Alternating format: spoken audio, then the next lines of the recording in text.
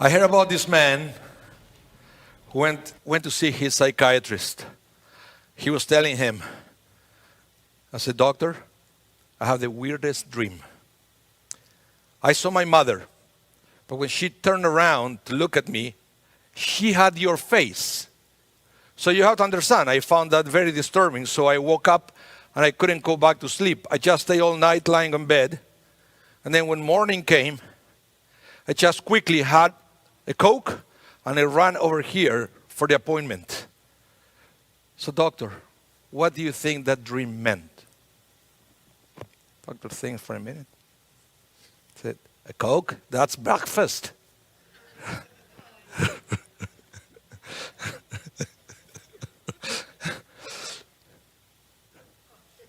I give you a minute to get it. I want to talk to you today about hitting a wall. Have you ever heard that expression, hitting a wall? I never heard it before. I'll tell you the story, how I learned that phrase, hitting a wall. Many years ago, a friend of mine recommended a movie that you have to watch. It was a British movie called Run, Fat Boy, Run. And he said, "It's so funny." Not so funny. Not so funny. And we have to, I think if there is something that you and I agree, is that funny is relative, right? Sometimes I think my jokes are funny, and people like Harry, he thinks they're very funny. So we disagree. Funny is relative. So many people found that movie funny. I said, it's okay. It has a couple of good jokes, but not so funny. Anyway, that's not the point. That this movie, if you want to watch it, it's from 2007, and the main character is Simon Pegg. Okay. Anyway, I won't spoil what happened, but there is a marathon. He's training to run a marathon, and he learns about this concept of hitting a wall when you run a complete marathon. And there is what happened is, beyond certain point, and this happens with everybody regardless of your fitness and everything, you're going to deplete all the carbs in your body. So you're going to run out of fuel to keep running. When that happened, you literally, you feel that you have no more energy to keep going. You cannot keep your pace. You feel that you're dragging. And then what happened at that point for people who actually run and they hit a wall, two things would happen. Some people quit right there, right? They cannot keep going. They hit a wall, they quit. And some others, they adjust. You adjust. You slow down, right? You keep slowing down, but you keep moving forward until eventually you make it. You cannot keep the same pace, but slowly you keep going towards the finish line.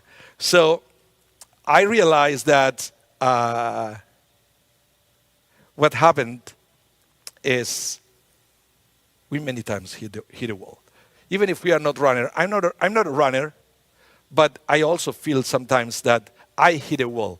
That is when we are doing something, could be in many aspects of our areas, but we believe that we run out of gas, right? And we could hit a wall in different aspects. Could be physical, could be spiritual, could be emotional, could be intellectual.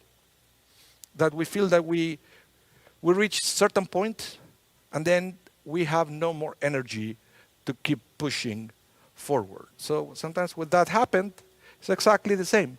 Some people will quit.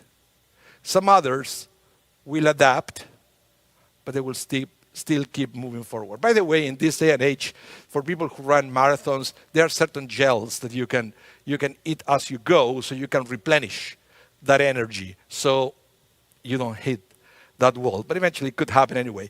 So I recognize that there are three main reasons why in different aspects of our lives we put ourselves in a situation where we feel that we hit a wall, okay? Three reasons. Number one, the one that I realize is You know, when you are trying to do something, and I mentioned this morning about the parsha, right? You try something, no results. You try again, no results. You try again, no results. You try again, no results. How much longer can you keep trying again and again and again without you seeing any results? So eventually, we feel that we hit a wall. Again, many people quit right there. But there is another way that you can actually hit a wall and reach that point where you feel extreme fatigue and exhaustion. And that is when you try to do many things all together at the beginning. You have something to do, you are very excited, you have lots of energy, lots of great ideas, and you do everything all together instead of having a strategy and dosified your energy. And again, when I say energy, as I mentioned before, could be physical, emotional, intellectual, spiritual energy. But when you try to do too much at the same time, trust me, you're going to hit a wall right away. And then the day after, you will have no energy, and you have even more chances at that time to quit and to forget about your project, about your visions, about everything that you wanted to achieve. And there is a third one that is, to me, is one of the most common reasons why people feel that they hit a wall, is because they believe that they don't have what it takes to keep running, right? It happened when you are exercising and you reach a point that you can't go anymore and you quit because you feel that it's worthless to keep trying. You're not going to be able to make it to the finish line, so you quit right there. And I believe this parsha, and I have to say, the parshiot coming up in the next few weeks, they all address these three reasons why people hit a wall. If you think about it, the number one, look about the plagues, right? As I mentioned during the Torah reading. One plague, result, nothing. Second plague, result, nothing. Not only that, the Israelites were feeling it also in Goshen. 3 plagues, no result. 4 plagues, no result. 5 plagues, no result. 6, 7, 8, 9, until the 10th. At the 10th plague, Pharaoh said, let my people go. Let your people go. And then they leave. Finally, something resolved. But no. Then again, they hit a wall. Literal wall. The Red Sea. That it was there. And many people were ready to quit at that time. And many others, including Moses, they adapted to the new situation and they created a new strategy and they kept moving forward. The water split and they made it to the other side. But that's when they hit a wall. When they see that even though you try, you can't really see the results you were hoping for. But then is the other one. All too much, all at the same time. And I believe that's why God didn't send the 10 plagues all at once at the beginning. Because that's not the way it works. So we learn from that when we want to create a change, you shouldn't send, so to speak, all the plagues all at once.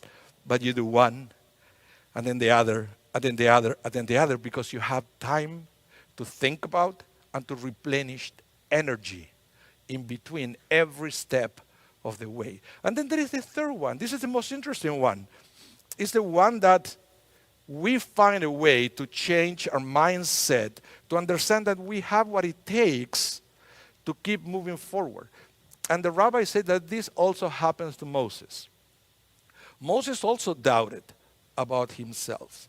And it says that's why when God told Moses that he had to go to talk to Pharaoh and he is going to deliver the people of Israel out of Egypt, there is a break on the narrative in the Torah.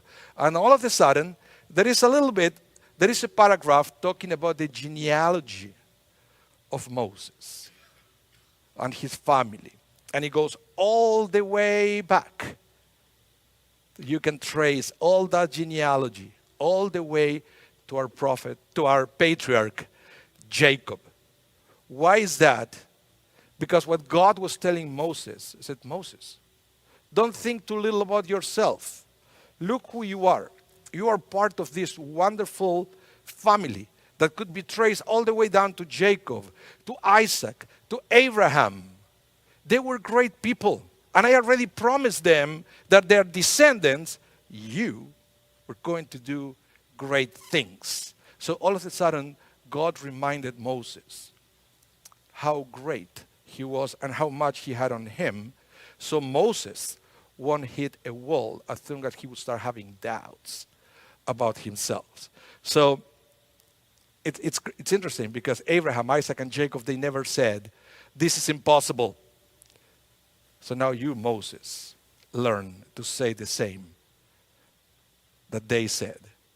Never say, it's impossible. So as we observed, I mean, it's going to be on Monday, the International Holocaust Remembrance Day, I was thinking that there is something very interesting because we've been suffering anti-Semitism for centuries.